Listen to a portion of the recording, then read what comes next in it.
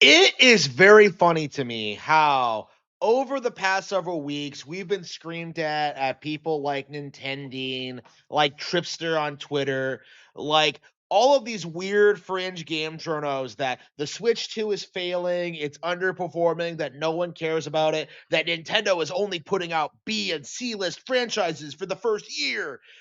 There were all these copes about the failure of the Nintendo Switch 2 and how it couldn't compete with the real video game consoles, about how the Switch 2 wasn't competitive and how it was failing. And yet, in reality, what we've seen is a massive decline in Xbox and PlayStation sales. Not only is Nintendo Switch 2 setting sales records and being this huge cultural phenomenon that everyone's talking about, that everyone's excited about, that everyone's looking forward to, Xbox and PlayStation sales are massively down. These consoles are on the way out. Nintendo has won the console war, and we're still in that early phase where everybody is just in denial about it. People are ignoring people like Nagoshi and Harada jumping ship. People are ignoring all these declining PlayStation IPs. People are ignoring the failure of games like Ghost of Yotei and Assassin's Creed Shadows, like the endless examples we have of these massive PlayStation and Xbox failures, in order to create a fan fiction alternate reality that simply doesn't exist. The idea that Nintendo is perpetually failing. Currently, the narrative is kind of shifting to this idea that PC and mobile is dominant and that they're taking over and that they're the biggest video game platforms on the market, and that simply isn't true. Anybody who has any interest in any kind of game whatsoever is going to own a Nintendo console. That's simply the reality of it, is that Nintendo is becoming synonymous with video game console worldwide, that they are branching out into different entertainment avenues. And as a result of that, it is becoming harder and harder to downplay them. And honestly, this is a very interesting situation because I feel like nobody outside of this channel was talking about the decline of PlayStation and Xbox. It feels like the rest of the industry is still trying to tell you that the PlayStation and Xbox brands are doing very well. That Grand Theft Auto 6 is going to save them, that there's going to be some glorious return to form, that there's going to be some huge resurgence in popularity and relevancy. And in actuality, no. What's happened is that graphics have reached their peak in the PS3 era, that we have achieved photorealism when it came to visuals, and as a result of that, there is no longer any real draw or appeal to PlayStation or Xbox, because the entire core concept of these brands was achieving photorealism and having good graphics as quickly as possible. The entire narrative was that, like, these games were better and more realistic than the competition because they had realistic character models and deep involving storylines. And what's happened is that strategy is old and played out.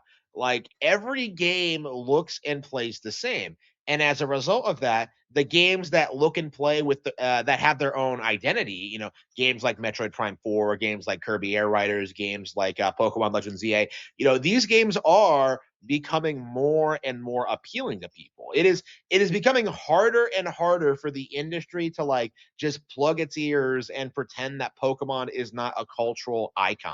It is becoming harder and harder for people to create this narrative that Nintendo is just like this massively controversial, unpopular brand. It's becoming harder and harder to give game awards to slop like Expedition 33 or Astrobot, because, one of the things that's on the back of every Nintendo fan's mind is that these are genres that have been prevalent on Nintendo consoles for decades, and yet got no attention, got no critical acclaim, were not talked about at all, were completely ignored. And then, a mediocre PlayStation game comes along, and suddenly it's like the biggest deal ever. Like, we've seen this pattern happen like over and over and over again, since PlayStation's inception, really. And now we're seeing the end result of that, where, the award shows are dying, game journals are irrelevant, nobody pays attention to Metacritic scores, while sales for Xbox and PlayStation are massively declining, and Nintendo fans are excitedly looking forward to the next Nintendo Direct and the next major Nintendo release. Like, this is exactly how I foresaw it 10 years ago. Okay, this is exactly how I said it was going to happen. This is exactly how I called it the death of a thousand cuts. Because everyone was screaming about how Grand Theft Auto 5 sold like 200 million units and how it was the biggest game ever, and it dawned on me then like how reliant the entire industry was on one game to sell Xbox and PlayStations, and then like everything else was just kind of like hangers on. These games only were only selling just by being like associated with it. Just so players had something to play in between Grand Theft Auto releases. And it's remarkable to me to see just how many people in the industry are just desperately trying to downplay this fact that the Switch 2 is massively successful, that PlayStation and Xbox are failing with no hope of recovery. All the Xbox game closures, all the PlayStation woke releases, like everything they've done over the past 25 years has essentially cemented the fact that there is no real hope of recovery for these brands. And yet, there is this stubborn refusal from the community to kind of acknowledge this, to understand that Nintendo won the console war, that Xbox and PlayStation have lost, and that PlayStation and mobile are not going to compete with Nintendo the same way that Xbox and PlayStation can be with them. They are honestly in completely different markets and honestly have no real overlap at all. Serious gamers are going to own Nintendo hardware and buy Nintendo games, while casual gamers, like people who play Zynga games and like play Candy Crush, they're going to stick with PC and mobile. There's really nothing all that complicated about this. Like, the simple reality of the situation is that Nintendo has won. There's nothing you can do to downplay them, and right now we're currently in this phase where the entire gaming industry is doing everything they can to try and deny reality. Like the Switch 2 has sold like what, like 15 million units in the first 6 months. Which is record setting for one thing. But another thing that people don't really like to accept is the fact that the first year isn't over. The year doesn't end like in the holiday season. It ends like next year. When the console has had its full first year on the market. Again, that is something that like a lot of people are like writing off and ignoring right now.